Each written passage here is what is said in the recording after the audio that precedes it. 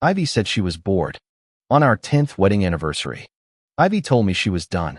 What kind of man is content being a kept husband? She sneered, nestled against her male secretary Ethan's shoulder, their faces dangerously close. When we signed the divorce papers months later, she looked at me with false pity. If you ever need help, you know where to find me. I glanced at my phone displaying the $50 million wire transfer notification. If you ever need help, don't you dare come crawling to me. That afternoon, Ivy called craving dumplings. I rushed to buy pork belly and flour, kneading dough until my palms burned. By 8 p.m., the steaming containers were ready. Knowing she'd been working late, I drove to Wilson Group headquarters. The office floor lay deserted except for golden light spilling from her corner suite. Crystal clinking and muffled laughter froze me outside the ajar door. Shouldn't your husband mind you working this late? MS. Wilson? Ethan's voice dripped with innuendo. I'd met her new assistant several times when he came to our penthouse for documents. His smirks never quite respectful. I told you, don't mention him when we're together. Ivy's annoyed sigh cut deeper than winter wind. That pathetic house husband thinks his scribbles are art? Please. I wouldn't hang his kindergarten finger paintings in a gas station bathroom. Ethan's fingers tangled in her salon-perfect hair, the same strands she'd slap my hand away from if I tried brushing away a leaf. Any real man would have built his own empire. He murmured, lips grazing her earlobe. Not leech off his wife's success. I watched Ivy lean into his touch, draining her Merlot. 10 years staring at that same boring face. God, I'm so tired of pretending. Her champagne flute clinked against his. If he hadn't guilt-tripped me with that stupid hero complex. The thermal lunchbox hit the marble floor with a dull thud as I walked away. Our story began in high school hallways, the quiet artist and the scholarship girl with blackened eyes. I'd kicked down her drunken father's door at 16, taking the baseball bat meant for her ribs. When loan sharks came for her years later, I took the switchblade aimed at her heart. John, don't die. Ivy had screamed through tears that stormy night, my blood staining her Valentino blouse. I'll marry you. Okay, just stay alive. The memory curdled as I sat in our dark penthouse at midnight. Ivy slammed the untouched dumplings on the kitchen island. You went to the office today. Her statement hung between us like a guillotine. Moonlight carved shadows across my still form on the sofa. Yes. I watched her designer heels click closer. I saw everything. I never intended to hide anything. Some truths are better laid bare. John met her gaze steadily. It was all just a performance between us. I promised I'd never betray you. Ivy stated with unflinching candor, as if she hadn't been entangled with another man hours earlier. None of that matters now. I replied, you said you're tired of this. Consider yourself free. For years, Ivy had believed our marriage existed under the shadow of obligation, that massive debt of gratitude looming between us like an impassable mountain. What are you implying? You want a divorce? Her perfectly arched brows knitted. I nodded. John. Ivy's voice turned glacial. Have you forgotten who built everything you enjoy? Without me, you're nothing. Without speaking, I slid the divorce papers across our marble breakfast bar. I want 20% of company shares. We'll split the real estate equally. Since there are no children, the document exploded against my face before I finished. Ivy's composure shattered like dropped crystal. 20%? Half our properties? Her manicured nails dug into the leather chair back. I built this empire while you played house husband. What right do you have to demand anything? I laughed bitterly. She'd been caught red-handed with her assistant, yet showed no remorse, only outrage at sharing wealth. Had she forgotten the startup days? The all-nighters drafting proposals? The hospitalizations from client dinners where I drank until vomiting blood? The countless times I'd swallowed pride, begging investors to take chances on her fledgling enterprise? After we stabilized Wilson Group, she'd insisted I retire from operations. Let me handle business. She'd pursed, tracing my jawline. I can't have my handsome husband surrounded by corporate vultures. Now that same face twisted in contempt as her phone chimed. Her demeanor shifted watching the caller ID. I'm home safe. She cooed, turning away. Don't worry about John visiting the office earlier. Of course we're keeping you on, no? Don't apologize. I'll come to you. Snatching her Birkin, she shot me a warning look. We'll discuss this nonsense later. Don't embarrass me tonight. Her stiletto caught my painting easel in the foyer. Useless junk. The wooden frame splintered under her kick, canvas tearing as it crashed down. My phone buzzed minutes after her departure. A buddy's text included damning photos. Ivy in some dive bar's shadowy booth. Ethan nuzzling her neck. I found them in a haze. The VIP section erupted with drunken cheers as I entered. Kiss, kiss, kiss, chanted a circle of flushed 20-somethings. Ethan noticed me first, his tan draining to parchment. Ivy glared like I'd ruined her birthday. Following me now? Ethan recovered quickly, adopting wounded puppy eyes. This is my fault. I shouldn't have asked you out so late. Don't apologize. Ivy soothed, stroking his arm. Some people can't take a hint. My laughter silenced the table. Who exactly is overstepping here? Since when do junior analysts summon married executives for midnight drinks? Ethan shrunk into the velvet cushions as onlookers exchanged glances. Ivy's champagne flute trembled, droplets staining her Dior blouse. The truth hung heavier than the bar's smoke. Our marriage died years ago. Tonight, I'd finally stop pretending. The group of young men who had been egging things on moments ago exchanged uneasy glances, clearly just realizing Ivy was a married woman. The atmosphere turned awkward. Ivy's expression darkened. A young man tried to diffuse the tension by raising his glass toward me. Anyone who walks through that door is a friend. Since you're Ivy's husband, you're one of us now. Let's toast and move past this. I glanced at the amber liquid in my cup and declined. I'm sorry. I don't drink. This simple refusal ignited Ivy's temper. If you won't drink, get the hell out of here. Why embarrass me like this? She snatched the glass and hurled it at my feet. Alcohol soaked through my pant leg as shards of glass ricocheted off the floor, slicing my hand. She seemed to have forgotten the nights I'd been rushed to the ER with stomach ulcers from closing deals for her company. The doctor's strict orders to never touch alcohol again. As curious patrons turned to stare, I kept apologizing to the crowd. Ivy threw her card at a server. Check. We're moving this party elsewhere. This place reeks of bad luck. She grabbed Ethan's hand and stormed out without sparing me a glance. After they left, my friend Mike emerged from the shadows, draping an arm over my shoulders. That wife of yours is a real piece of work. With your talent, 10 Ivys should be lining up to worship the ground you walk on. Ivy didn't return home for days, and I didn't bother asking. Then the gallery called today. Someone wanted to buy my painting and insisted on meeting the artist. I rushed over immediately. The moment I entered the exhibition hall, I spotted a familiar figure. Ivy stood glowing beside Ethan, admiring one of my works. I remembered begging her multiple times to visit galleries with me, only to hear, "What's the point? My daily sales could buy 10 of your silly paintings." Yet here she was, playing hooky from work to indulge Ethan's artistic whims. Look, Ivy. The girl standing in darkness but reaching for light hits so profound. Ethan fawned. The curator approached them. This piece by John is priced at $1,200,000. The artist happens to be here today if you'd like to proceed with purchase. Ivy gaped. $1,200,000 for this garbage? You're scamming us. The curator remained professional. John is among our most celebrated artists. We're fortunate he's available to meet the buyer today. Following my movement, he brightened. Oh, there's the artist now. Ivy and Ethan whirled around, shock flashing across their faces. Ivy abruptly released Ethan's hand, leaving him visibly stung. What are you doing here? Stalking me again? Ivy demanded. The curator blinked. You know this lady. John, we're acquainted. Please give us a moment. I nodded toward the exit. Once we were alone, Ivy sneered. Do I not feed or clothe you properly? Must you humiliate me by peddling these doodles? The whole business circle will laugh at me. Before I could respond, Ethan slithered closer. Don't be too hard on John. Ivy, he's been cooped up so long. He probably thinks finger painting qualifies as real work these days. His syrupy tone reminded me of palace eunuchs from historical dramas. At least my art earns honest money, I said, unlike your talent for swindling marital assets. Ethan flushed. That's not true. I'd never misuse Ivy's money.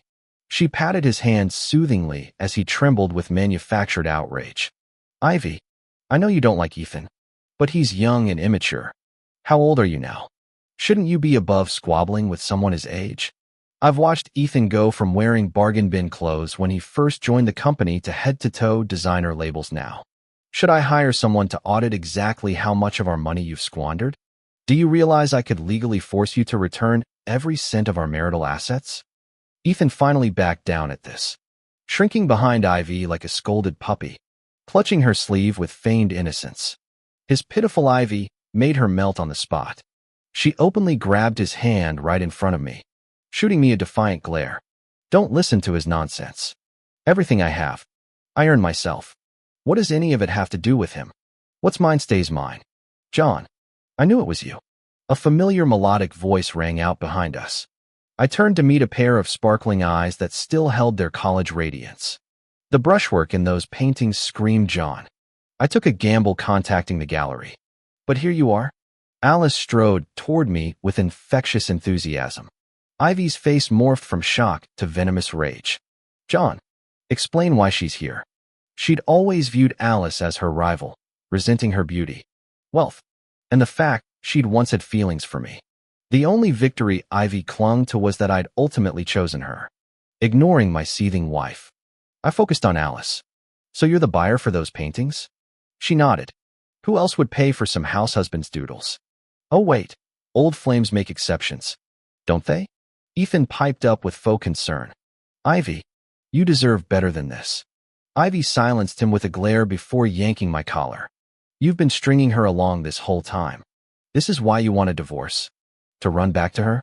At the word divorce, Ethan perked up like a lottery winner. If John's already checked out. Ivy, why force it? Let him go. As Ivy drew breath to retaliate, Alice cut in coldly. I'm just here to buy art. His pieces are rare these days. The gallery happened to have two. That's all. I shot her a grateful look. But Ivy wasn't done. Buy art. Please. What could this deadbeat possibly create worth buying? This is clearly your cheap excuse to. Enough. Alice's cheeks flushed with anger. How can you demean your own husband like this? She's not wrong. Ethan stirred the pot, earning Alice's scrutiny. Her gaze lingered on his possessive grip around Ivy's arm before smirking in realization. Oh, trying to demonize the ex while cozying up to the new boy toy? Classic hypocrisy. Ivy raised her hand to strike, but I intercepted her wrist mid-swing. Stop this madness. You're defending her? Ivy choked out, betrayal etching her features. The gallery manager scurried over, oblivious to the tension. MS. Johnson. Delighted you know Mr. Smith. We've packaged those two paintings as requested. Alice glanced at the artwork Ivy and Ethan had been eyeing. Add that one too. I'll take all three. Ethan tugged Ivy's sleeve pleadingly. But I wanted that piece. Fresh from humiliation. Ivy jabbed a finger at the painting. I'll take this painting. I'll top her bid by 100,000.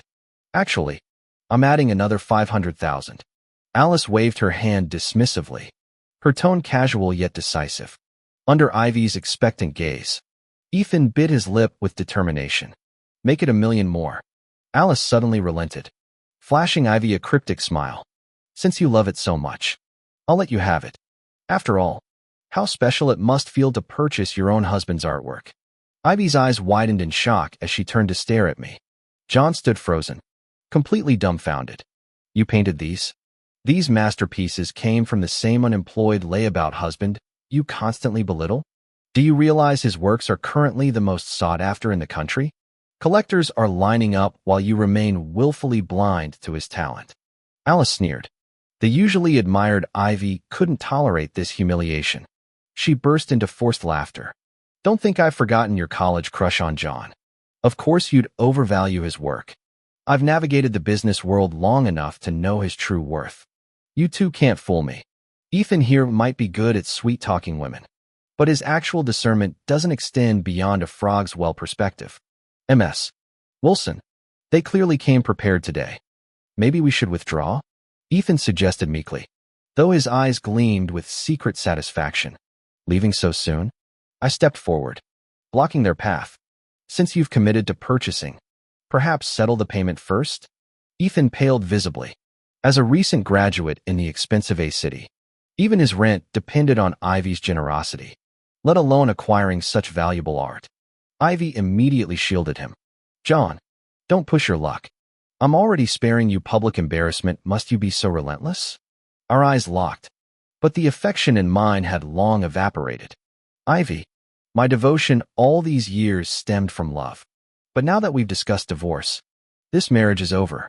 My repeated mention of divorce in front of Alice made Ivy flush with rage. The sharp crack of her slap echoed through the gallery. Ethan failed to hide his triumphant smirk. Have you lost your mind? Alice swiftly pulled me behind her. John's your husband, not some pet. He deserves basic human dignity. You pursued him, vowed eternal love. Have you forgotten everything? Without that guilt trip about saving his life, you think I'd have settled for him? Ivy screamed hysterically. Do you know he's impotent? That stab wound ruined everything. I'm a woman with needs. Why should I suffer forever? Her words stabbed deeper than any blade. I stood paralyzed as she exposed my deepest shame to the crowd. The memory of that knife plunging into my abdomen flashed before me. Ivy's terrified face then. Her vicious contempt now. Ethan feigned shock while barely concealing his mockery. Alice, though slender, seemed toweringly protective as she shielded me. Enough. Ivy, he's still your husband. You should defend him, not join his tormentors. Spare me the sanctimony. Ivy retorted. You haven't endured a decade of this. Don't judge what you can't comprehend. Ethan embraced Ivy's shoulders with faux compassion. Ms. Wilson, I never knew your suffering. I wish I'd appeared sooner to share your burden. Share? Alice scoffed. By inserting yourself between their marriage? For a college graduate, you're remarkably content being a lapdog. As Ethan sputtered indignantly, Ivy pointed an accusing finger. John, hiding behind a woman? Can't even defend yourself? Or are you enjoying watching her insult us?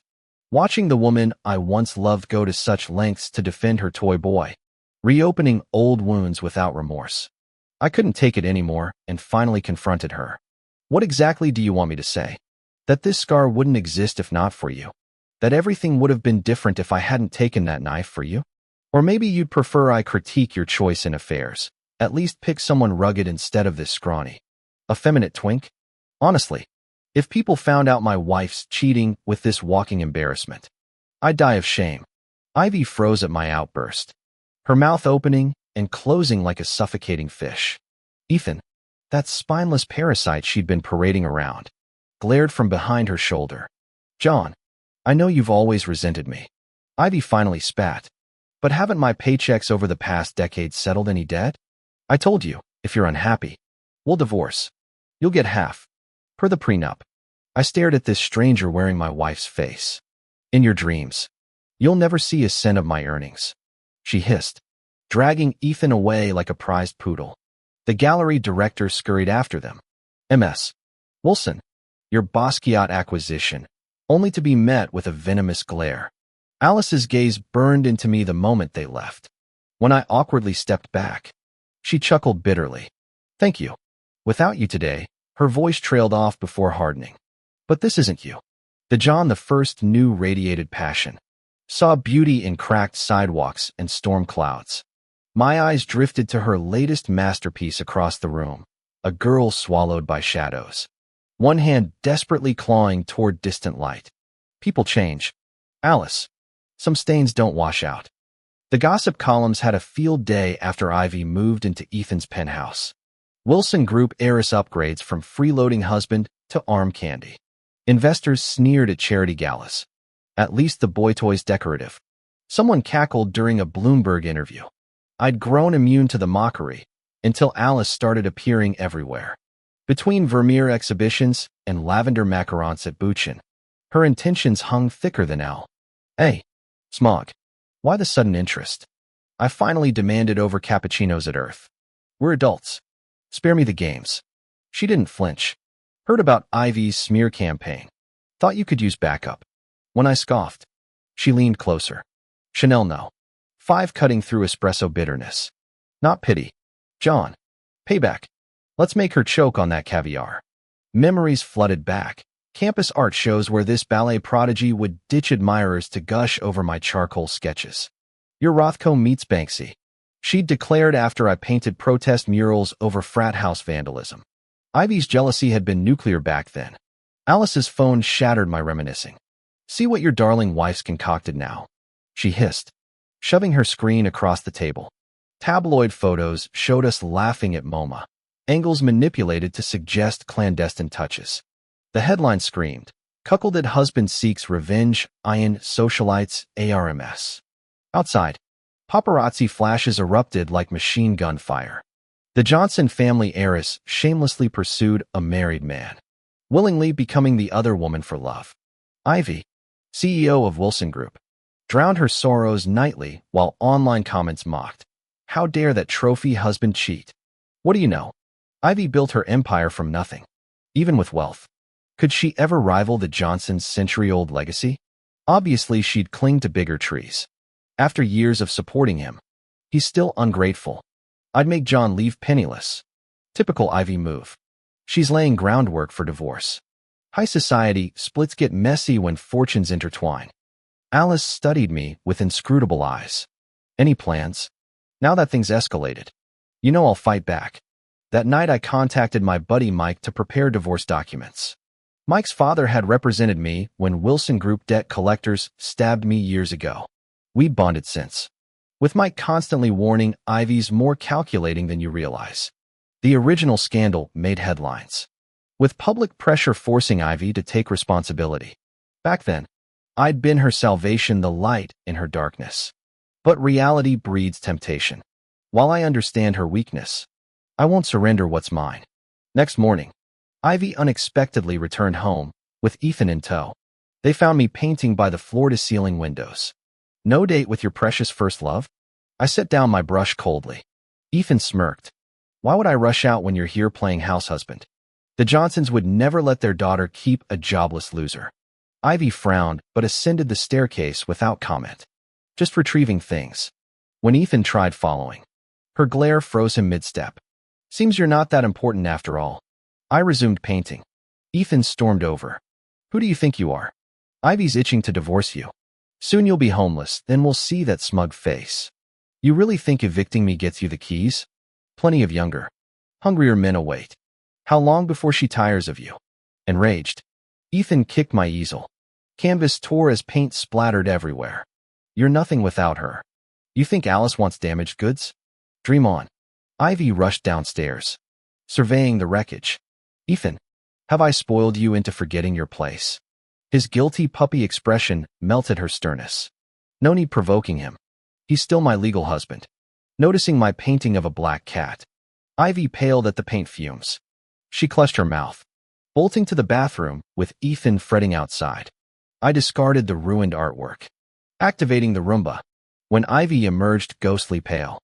Her eyes lingered on the spotless floor with unreadable emotion. Stop painting in the living room. These smells are making me nauseous. Take all your stuff back to your studio and don't let me see it again. After throwing out this command, Ivy dragged Ethan away without another glance. Having lived with Ivy for over a decade, I could detect the slightest changes in her behavior. Her recent mannerisms screamed pregnancy, though I'd long suspected the truth. Confirmation still hit like a sledgehammer to the chest, leaving me gasping for air beneath an invisible weight. My solitary contemplation of the moonlit night was interrupted by Mike's call. Your wife's playing dirty, he warned. She's siphoning marital assets. Used you to build the company. Now plans to kick you to the curb empty-handed. My bitter chuckle echoed through the dark room. That's the real Ivy you're seeing. Memories surfaced of our early sales rep days, Ivy tearfully recounting how clients bullied her. Me storming into meetings to salvage deals. Back then, I didn't mind her claiming full credit. We're a team, I told myself. The illusion shattered when I overheard her bragging to friends. He'll jump through hoops if I cry enough. Pathetic. Really. File the papers tomorrow, I instructed Mike, cutting through nostalgia. Divorce? He asked. No. Sue Ethan for reimbursement of all marital funds Ivy spent on him. Mike's approving chuckle carried through the receiver. About damn time you grew a spine. True to form, Ivy called within 72 hours. How dare you target Ethan? She shrieked, her current designer heels having erased memories of the starving girl who once begged, "John, please, just one bread roll." I coldly countered, "Did my consent matter when you spread your legs?" The subsequent click echoed her panic. Surveillance photos arrived next morning, Ivy disguised at an OBGYN, notably unaccompanied by her precious Ethan. The private hospital's ownership trail led to Alice. After Mike's relentless pestering, I reluctantly contacted Alice. She appeared next day with medical files, hesitation lining her features. 3 months along. So save it. I cut her off. No second chances. Alice nodded. Relief visible. Just say the word if you need backup. Mike elbowed me during the uncomfortable silence, waggling eyebrows at Alice's retreating figure. The game was afoot. This guy has had such a tough life over the years. Thank goodness he met someone as kind and beautiful as Alice. If there's anything he needs help with in the future, please look out for him. I shot Mike a glare, apologizing to Alice. Sorry you had to see that. My friend here has a chronic case of verbal diarrhea. Pay him no mind. Mike immediately took offense, slapping my shoulder. I'm just trying to help you out. What's that supposed to mean? Across the table, Alice watched our antics and burst into laughter. Sunshine streamed through the cafe windows as our cheerful banter filled the air. For a fleeting moment, life seemed almost pleasant. The illusion shattered when Ivy appeared at the entrance with Ethan in tow, her gaze glacial as it swept over us. Can't wait to jump into her arms before the ink's even dry on our divorce papers? She sneered, her slight baby bump catching my eye. Still better than you playing the chaste victim while cozying up to your boy toy. I retorted coldly, pale from morning sickness. Ivy lifted her chin. John, you know me better than anyone. I'd never betray you. Ethan and I are completely platonic. If you want the divorce, fine. I won't stop you from chasing happiness. My smirk widened as I caught Ethan's smug expression. Funny thing, Ivy changed my mind. Suddenly, the idea of growing old together sounds appealing. Ivy's pregnancy made her desperate for divorce. As long as I refused, she'd eventually show all her cards. What more do you want? Ethan exploded before Ivy could respond. She's already agreed to your terms.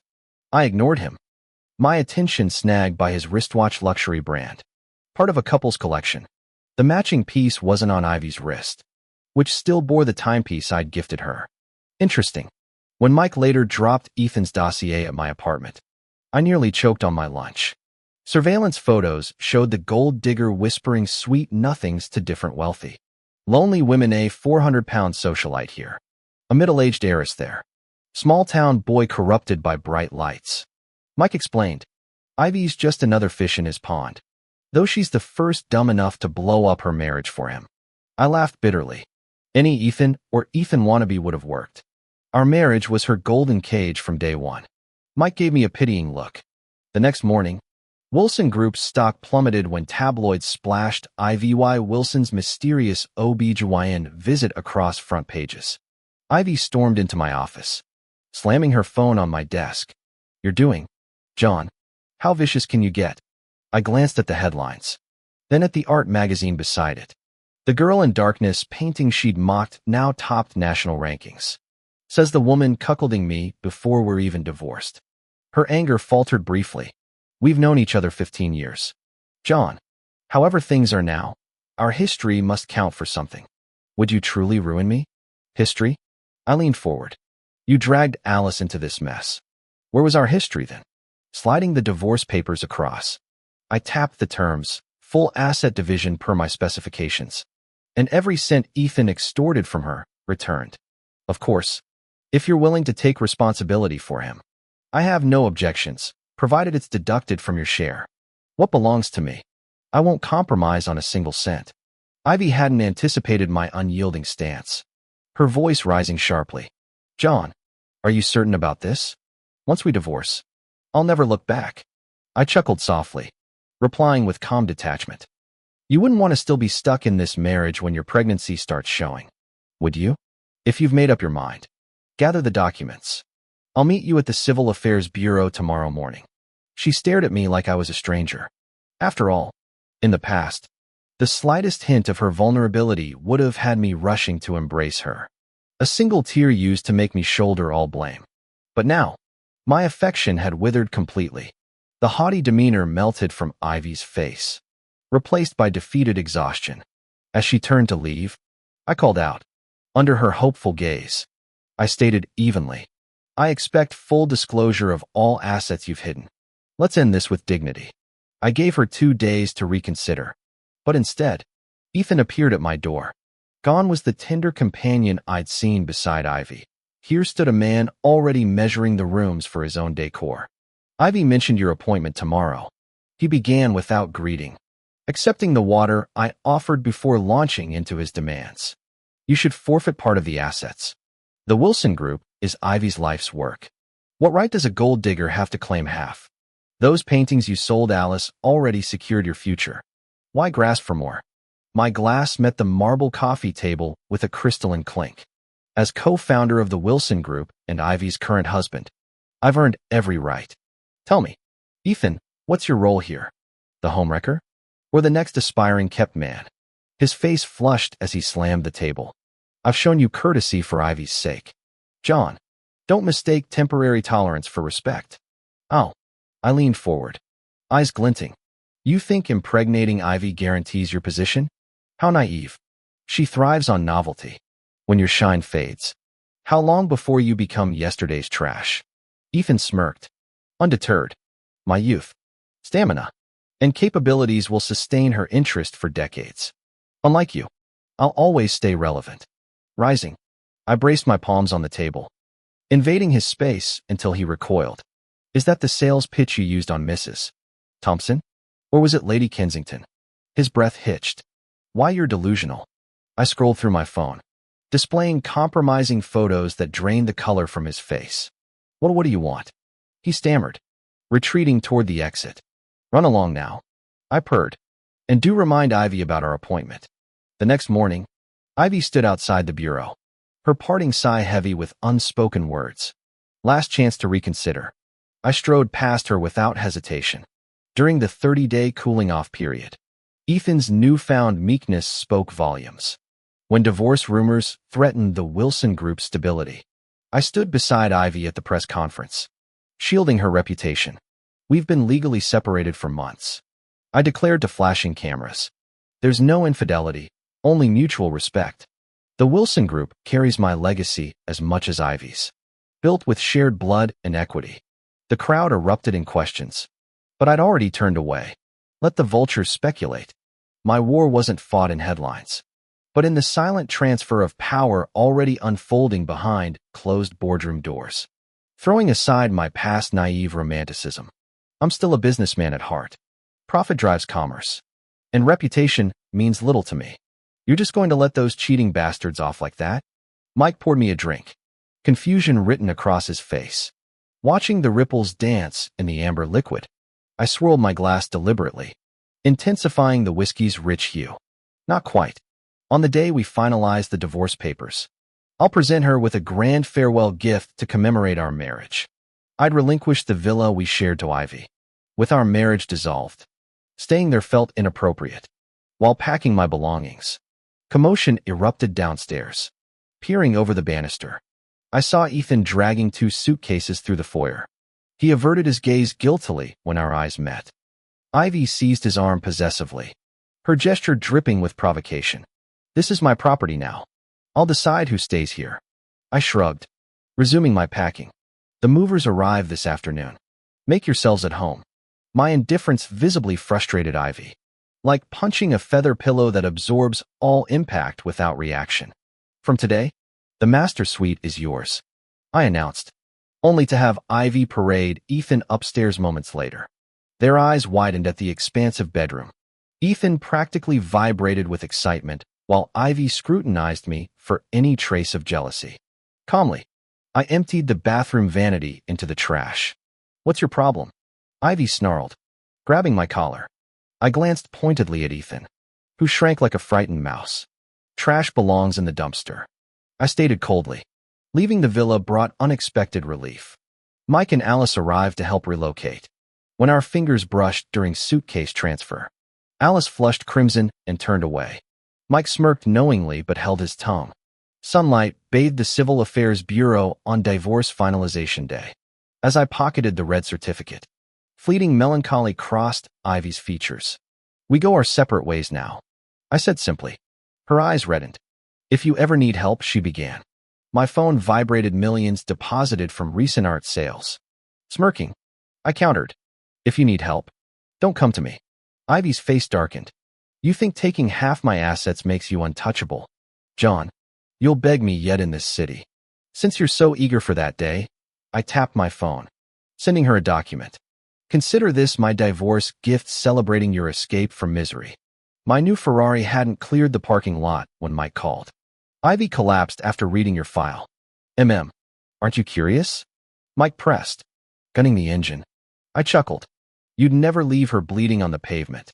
Later, I heard Ivy fainted during her first trimester due to extreme emotional distress. Just when I thought the matter was over, Ethan stormed into my studio furiously. John, was this your doing? Did you tell Ivy all those things? The Ethan before me looked nothing like his former polished self, unshaven, wearing a wrinkled suit that reeked of desperation. What's this? Now that Ivy kicked you out, you've stopped calling her a mess. Wilson? Mike still kept people around Ivy to monitor her every move. If it wasn't you, why would she throw me out? She's carrying my child. Ethan grabbed my collar, fist trembling with rage. Think carefully, I said calmly. Can you afford the lawsuits that'll follow that punch? His knuckles whitened but stayed frozen mid-air. With his credit cards canceled and no safety net, he couldn't risk it. She's just upset temporarily. I'm still the father of her baby. I laughed coldly. You really don't know your precious Ivy. That child means nothing to her, especially when it comes from someone as tarnished as you. Ethan collapsed onto the couch, muttering incoherently. Impossible. The baby, I could control her. He suddenly bolted out like a madman. Later reports said Ethan confronted Ivy, resulting in a violent argument. He accidentally pushed her down the stairs. The miscarriage happened instantly. Now he's a fugitive with police warrants. While painting in my studio, my phone buzzed, Ivy's name flashing. After 3 rings, I answered. John. Her voice slurred. I'm drunk. Come get me? You should be resting. The line crackled with sudden clarity. You still care? I knew it. Call your assistant. I'm busy. I hung up despite her screaming protests. Midnight approached when frantic doorbell ringing interrupted my bedtime routine. Through the peephole, I saw Ivy swaying outside, slamming the buzzer repeatedly to prevent noise complaints. I opened the door. She lunged forward, but I sidestepped, watching her face plant onto the hardwood. A purple lump bloomed on her forehead as she wailed. Johnny, it hurts. My head, my stomach. Tears streamed down her cheeks, mirroring when she'd skinned her knees learning to bike years ago. Crying, Johnny, it hurts. But I wasn't that boy anymore. Stepping over her, I said, I'll call your new assistant. You can't stay. She sprang up, arms vice-locking around my waist. I was wrong. Johnny, I got bored and hurt you. But you exposed Ethan because you still love me. I pried her off, laughing bitterly. Get sober. Ivy, we're divorced. When she tried clinging again, I stepped back. She stumbled into empty air, the hollow thud of her knees hitting floor echoing through the silent loft. John, don't you love me anymore? You used to forgive me no matter what I did wrong. Why can't you do it this time? I frowned, my voice dropping low. Ivy, you said it yourself. That was all in the past. Ivy froze momentarily before bursting into laughter. I instinctively stepped back, anticipating another outburst. Don't worry, she slurred, picking up her fallen purse. I won't bother you again. Had too many drinks, lost my mind. She staggered out, the door slamming behind her. The Ivy who reemerged weeks later became tabloid fodder, flaunting a rotating cast of 20-something escorts at galas. Industry whispers speculated about her midlife crisis post-divorce. Guess the gold digger ex finally broke her. I overheard 2 associates snicker during tonight's charity auction. I merely smiled, adjusting the donated paintings I'd brought. The event had barely started when commotion rippled through the crowd. Ivy made her grand entrance arm in arm with a tanned Adonis who looked fresh from a Calvin Klein shoot. All eyes tracked their path to my row. Mind if I sit here? John, she purred, already lowering herself beside me. Throughout the evening, Their section echoed with giggles and scandalous whispers. During a lighting transition, Ivy's hand vanished under her companion's shirt. Youthful bodies are such landscapes. She sighed loudly, fingers flexing against defined abs. Makes one feel revitalized. Alice materialized at my other side, eyes rolling. Shouldn't pace yourself? Ivy, emptying your reserves at this age seems unwise. Ivy's smile curdled. Better than clinging to some limp dick.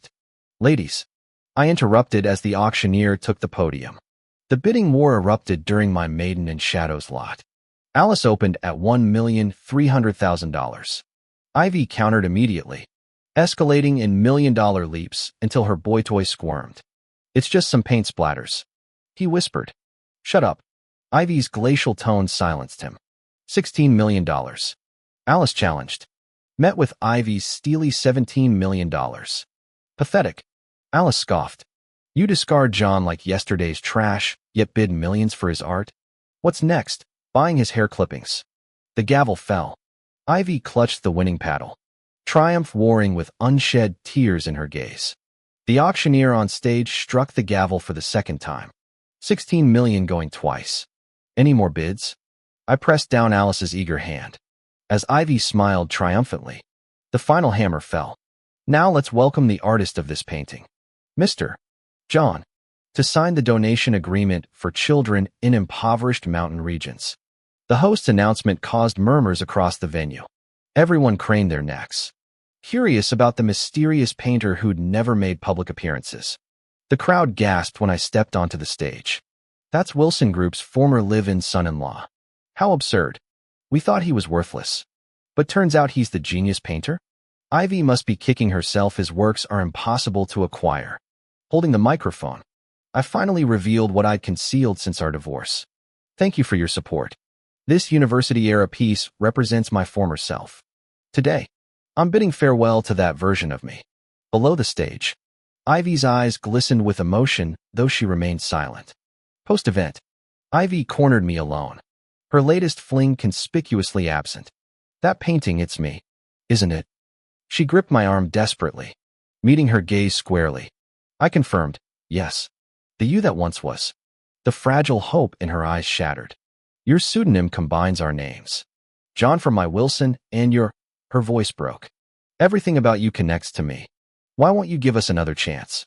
I realize now that warm fingers suddenly intertwined with mine. You miss his caretaking now that it's gone. Alice stood defiantly beside me, her petite hand firmly grasping mine.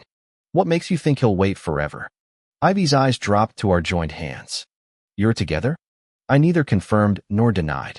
After agonizing silence, she fled with red-rimmed eyes. Alice released my hand, cheeks flushed. Why didn't you correct her? I turned toward the window, to avoid further drama.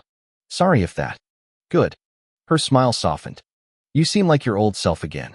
Ivy transformed post-auction, abandoning her parade of men to bombard my apartment with soups, fruits, and dawn deliveries of our college-era favorite soy milk. Her persistence only broke when Mike called. David got released today.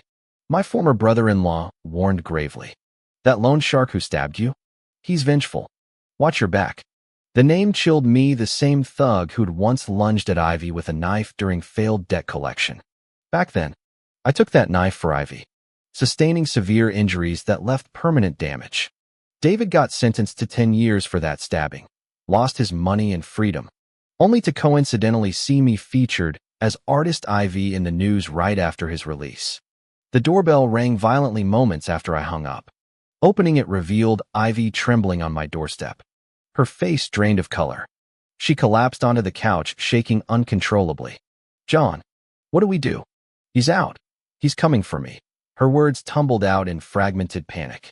Calm down. He already wasted a decade in prison. You think he'll throw away the rest of his life too? I tried reasoning, but she thrust her phone at me with trembling hands. He texted. Said he'll make us pay? The anonymous message read, I'm free now. Wait for me. You'll regret those 10 hellish years. When I tried calling back, the number was disconnected. Mike's earlier warning echoed in my mind. This wasn't some empty threat. We arranged round-the-clock security for Ivy while Mike and I alerted the police. Yet David had vanished without trace since leaving prison. Weeks passed without incident until the Johnson Charity Gala. Both Ivy and I received invitations from Alice. While Ivy arrived flanked by bodyguards, I lingered near the cocktail bar, avoiding the social circus. Your ex-wife seems reformed. Alice appeared beside me in her pearl-white mermaid gown, champagne flute glinting. Never considered reconciliation. John, you know me better than that. Our glasses clinked as she smiled knowingly. Mid-conversation, a busboy's familiar gait caught my eye across the ballroom. My blood froze as he maneuvered toward Ivy's glittering entourage. Ivy, move. Chaos erupted. The imposter's cap flew off, revealing David's weathered face. He lunged with a blade as ivory silk met crimson. Ivy's outstretched hand froze mid-reach, one step too far. This time, I shielded Alice instead. The last thing Ivy saw before collapsing in a scarlet pool was my turn back. Paramedics pronounced her dead en route to the hospital. At the graveside under gathering storm clouds, Alice studied the headstone's photo. So young. What a waste. When I asked if she thought me monstrous, Alice simply shook her head, raindrops blending with the wilting roses at our feet. You're not a deity. You can't always save her from peril. Every choice you make is your right. There's no objectively correct answer here. No matter what you decide. I smiled and took Alice's hand. She hesitated momentarily before firmly intertwining her fingers with mine. Raindrops streaked down my face, indistinguishable from tears. A decade of entanglement and memories became buried with Ivy today. With her passing, I became majority shareholder of Wilson Group, reclaiming my place in the corporate world. The world forgot John the Gold Digger. They only recognized John, CEO of Wilson Group and the acclaimed artist John Yu. Alice and I naturally grew closer, marrying 2 years later. On a serene afternoon, she mysteriously led me to our bedroom. I've got a surprise, she teased, her eyes sparkling, cupping her face. I asked, what is it? She wrapped her arms around my neck, whispering breathlessly, Mr. Smith, congratulations. You're going to be a father. Disbelieving, I repeatedly sought confirmation before embracing her ecstatically. After taking that knife for Ivy years ago, my body and confidence had been shattered. Doctors insisted rehabilitation could restore me, but Ivy's constant belittlement made me abandon hope. Yet life unexpectedly restored this miracle. Gazing into Alice's adoring eyes, I understood, true happiness has no final chapter. Thanks for watching. Subscribe for more exciting stories. And drop your thoughts on this one in the comments. See you next time.